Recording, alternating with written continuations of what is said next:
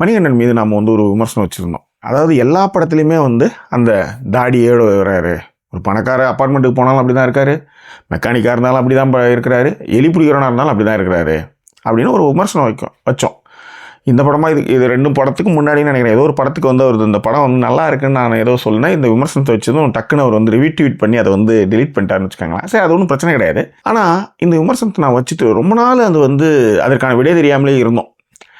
இப்போ சமீபத்தில் ஒரு இன்டர்வியூவில் வந்து அவர் சொன்னதை நான் வந்து கேட்கும்போது, காலா படத்துக்கு வந்து அடிபட்டு இந்த இடத்துல ஜா வந்து ஏதோ பிரச்சனை ஆயிடுச்சு அப்படின்னு சர்ஜரிலாம் இருந்தது அப்படின்னு சொன்னார். அப்போ அதுவே கூட அந்த அந்த வடுக்கல் காரணமாக கூட அதை வைக்கலாம் மேபி. ஏன்னா எல்லா விஷயத்துக்குமே ஒரு காரண காரியம் இல்லாமல் யாரும் செய்ய மாட்டாங்க. எல்லாருமே டக்குன்னு ஒரு ஸ்மார்ட்டாக ஒரு சீன்லேயாவது ஒரு ஸ்மார்ட்டாக இருக்கணுன்ற மாதிரியாக தாடிலாம் எடுத்துகிட்டு ரொம்ப க்ளீன் ஷேவாக இருக்கணும் அப்படிலாம் இருக்கணும் யாரை தான் நினைப்பாங்க. ஏன் இவர் அதை செய்யவே இல்லைன்ற ஒரு கேள்விக்கான பதிலாக அதை நான் எடுத்துக்கிறேன். ரைட். அதே மாதிரி கலைஞரை நீங்கள் வந்து பார்த்தீங்கன்னா எங்கேயுமே அவர் வந்து தாடியோடலாம் இருக்கிற மாதிரி நீங்கள் பார்க்கவே முடியாது. க்ளீன் ஷேவ் பக்காவாக இருக்கும். ஸோ அந்த ஒரு நீட்னஸ்ஸு கதாபாத்திரங்கள் மாறும்போது மாறணும்ல.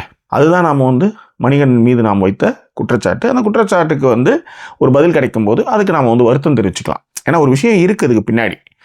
சரி, எல்லா விஷயத்தையும் எல்லாத்தையும் சொல்லணும்னு அவசியம் கிடையாது. நம்மளுடைய விமர்சனத்துக்கான பதில் இருக்கும்போது நம்ம வருத்தம் தெரிவிக்கிறதுல ஒன்றும் குறைஞ்சி போயிட போகிறதில்ல.